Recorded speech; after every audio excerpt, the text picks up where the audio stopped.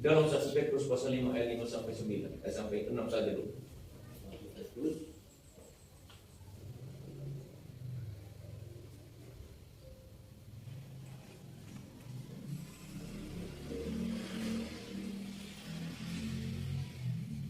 1 Petrus pasal 5 ayat 5.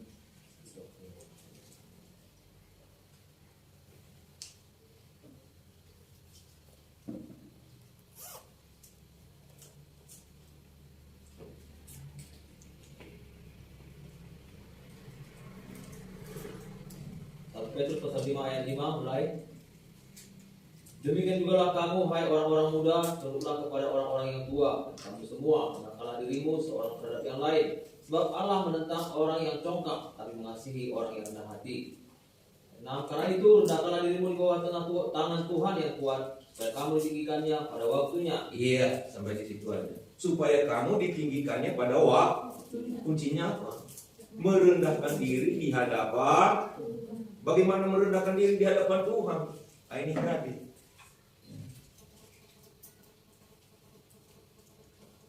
Jangan keluyuran kalau mau ibadah. Kita udah mau ibadah, tidak fokus ke situ. Sering katakan di sini, menjadi pelayan Tuhan itu adalah sorotan mata setiap orang. Tahu kan? Semua mata melihat. Anak itu melayani, anak itu seperti ini. Kok nggak disiplin orangnya? Dan begitu ya. Maka kita harus disiplin.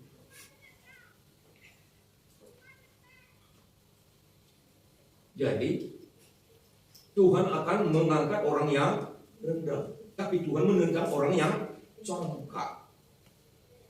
Jangan congkak. Jangan apa yang kita nasihati nggak masuk-masuk. Apa yang kita katakan tidak terima.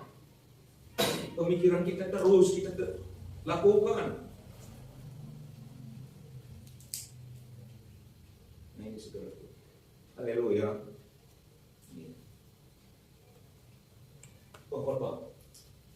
Pengkhotbah pasal 7 ayat 29.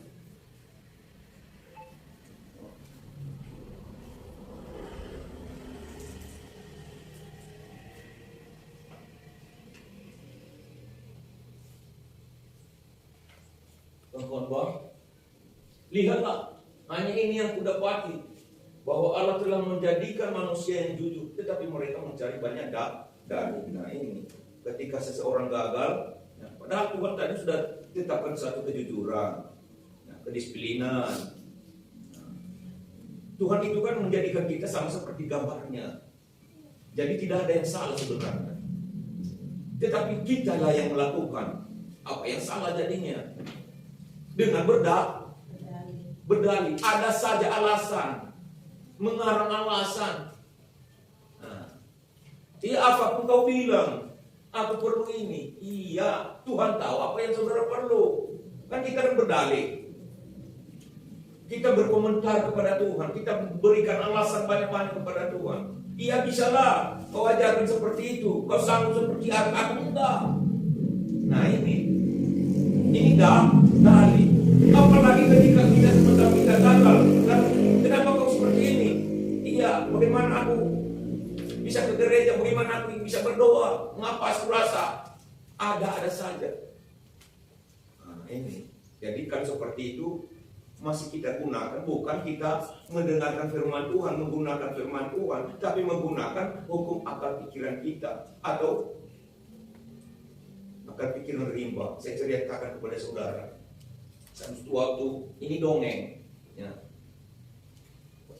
Seekor induk lingsang.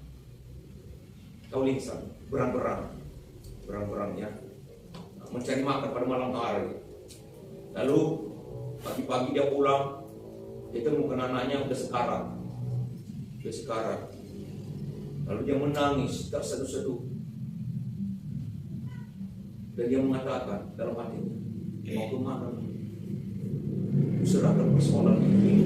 Begitu capeknya aku cari makan. Sampai pulang, temukan anaknya. Dia sedih, sangat sedih. Lalu timbul niatnya untuk mengadukan hal itu.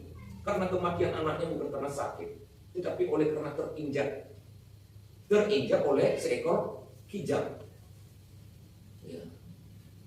Lalu dia katakan, teringat kepada seorang yang berhak untuk mengadili itu, yaitu Raja Rimba.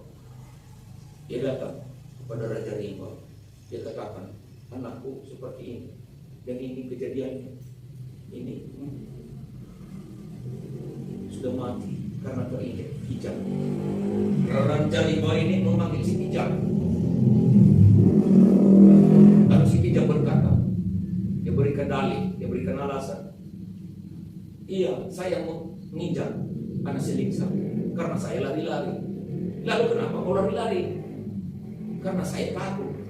Maka kau sempat takut? Karena laba-laba dia memasang jaring di mana-mana. Nah, alasannya karena jaring laba. Iya, kata si Raja Rimba. Dia panggil si laba-laba. Laba-laba, hadir. Ya, katakan kepada laba-laba, saya mau tanya, kenapa engkau sepanjang lorong-lorong di mana-mana jalan kau pasang jaring? Apa rupanya yang ada dalam pikiranmu? Ya, bagaimana saya nggak masang jaring? Saya tidak suka sama si capung. Loh, kenapa rupanya si capung? Kerajaannya nari-nari aja terus, ke sana kemari, menari kerjanya. Wah, ini rupanya sumber persoalannya, masalahnya si capung. Lalu dipanggil lagi si capung. Capung, kenapa kamu nari-nari aja kerjanya? Iya, bagaimana saya nggak menari-nari kalau bab kakak terus memukul gendang? Kan kakak kan seperti itu kan. Ada suara 1, 2, 3, 4 itu di mana-mana. Apalagi dekat rumahnya itu dekat sawah-sawah kan. Dekat parit-parit itu. Oh, kan kakak itu kan. Aku. Bagaimana saya nggak menari-nari? Bang kakak itu terus memukul gendang. Ya. Lalu dipanggil si kakak. Kakak, apa aja lah kerjamu ini? Apa nggak ada kerja lain sih? Mukul-mukul gendang terus. Iya, lucu kurasa kalau ngadu iringi itu melihat ya si kentang jalannya miring-miring. Kepiting itu kan gitu, jalannya kan gitu karena besar sebelah dia. Nah itulah saudara yang kasih. Singkat ceritanya nggak ada keputusan, semua saling melemparkan. Ada saja dalih, ada saja kesalahan, alasan. Saudara, ini yang sering digunakan manusia dalam menjalani hidup. Tapi Tuhan tidak ingin itu. Ketika Tuhan tanya kepada Hawa, manusia di mana engkau? Aku di sini bersembunyi, kan begitu ya? Kenapa kau bersembunyi? Itu apa udah kau makan buah yang kularang? Jangan makan. Iya, tapi perempuan yang kau taruh di sisiku itulah yang memberikan aku buah itu. Waduh. Kenapa kau lakukan itu perempuan? Iya si ular. Nah itu dosa turun temurun itu yang ada dalam diri manusia. Maka manusia nggak pernah mengaku kalau dia bersalah. Kalau bisa dilemparkan kepada yang lain. Nggak pernah mengatakan bahwa dia gagal karena dia salah. Nggak pernah. Kalau dia gagal, dikatakan bapak sih. Kalau anak ini anak gagal, bapak sih terus ngomel. Seharusnya tadi nggak seperti itu.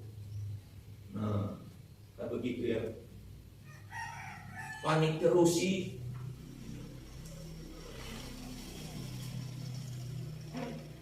Kenapa engkau seperti ini pergi kereta? Iya, sebenarnya saya bisa menyelesaikan pekerjaan saya itu, tapi bagaimana? Saya ditelepon, datang ke sini, disuruh ngangkat batu. Nah ini, saya kadang-kadang habis pikir. Kadang-kadang saya dihantui kata-kata seperti itu.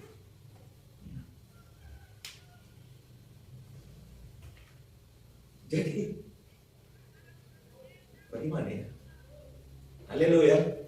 Saya hanya katakan kepada saudara, kalau mau berhasil, kalau mau hidup kita semakin ditingkatkan oleh Tuhan, diangkat Tuhan pada waktunya, diberkati Tuhan tepat pada waktunya, jangan pernah ya,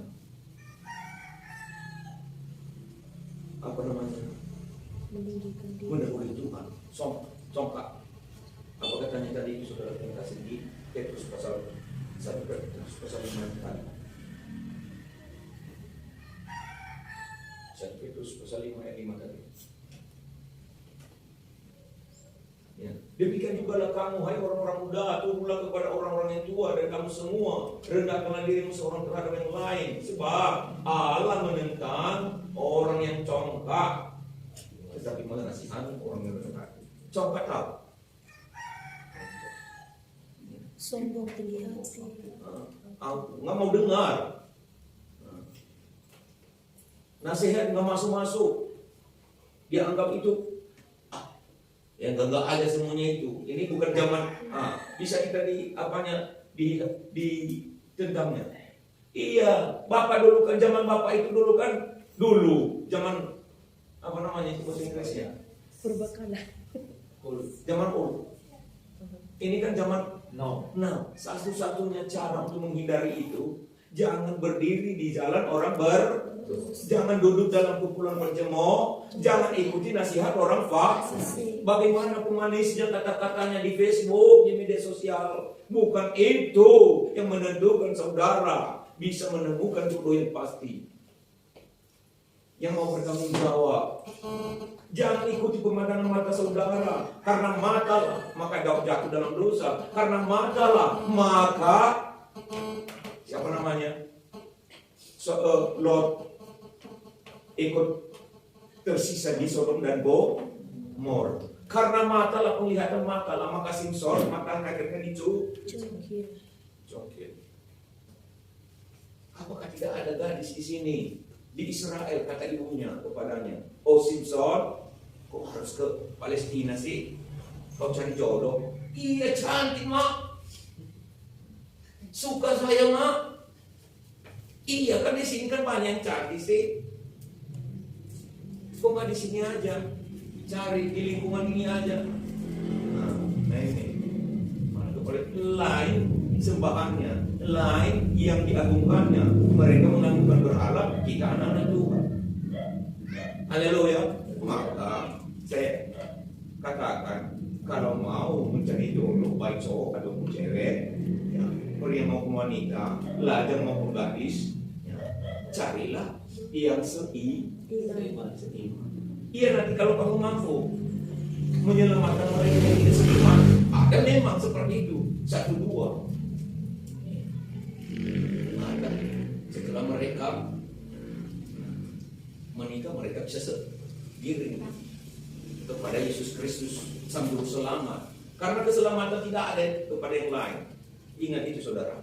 Di dalam Kisah Para Rasul pasal 4 ayat 12 dikatakan bahwa kolong langit ini tidak ada nama lain yang olehnya manusia diselamatkan kecuali hanya di dalam Tuhan Yesus. Jadi bukan kepada pegang kayu, kepada patung, bukan kepada garis di seberang, bukan itu yang menyelamatkan, bukan. Setelah pada zaman dahulu Allah berulang kali dan dalam berbagai cara berbicara kepada nenek moyang kita dengan perantara nabi-nabi, ya. Maka ayat 2, maka pada zaman akhir ini Ia telah berbicara kepada kita dengan perantaraan anaknya yang telah Ia tetapkan sebagai yang berhak menerima segala yang ada. Oleh Dia Allah telah menjadikan alam semesta. Jadi nabi-nabi itu dulu sebelum Yesus Kristus. Setelah itu dulu Tuhan kalau mau berbicara kepada manusia, kepada umatnya melalui nabi-nabi. Nah setelah itu karena juga tidak mampan, ya, hal itu sudah ditulis, sudah dibuat hukum secara tertulis. Itu yang disebut hukum yang ke-10 itu hukum Taurat. Nah, tidak juga bertobat manusia, maka Dia berbicara kepada kita langsung melalui anaknya yang tunggal. Dan itu adalah yang terakhir. Melalui anaknya yang tunggal, menjelma menjadi manusia. Sama seperti Yohanes 1 ayat 14 itu. Firman telah menjadi manusia dan dia di antara Kita. haleluya. Rendahkanlah diri kita di hadapan Tuhan, maka kita akan berkati diangkatnya depan pada waktu. Amin. Iya, saudara akan diberkati, saudara akan dipulihkan.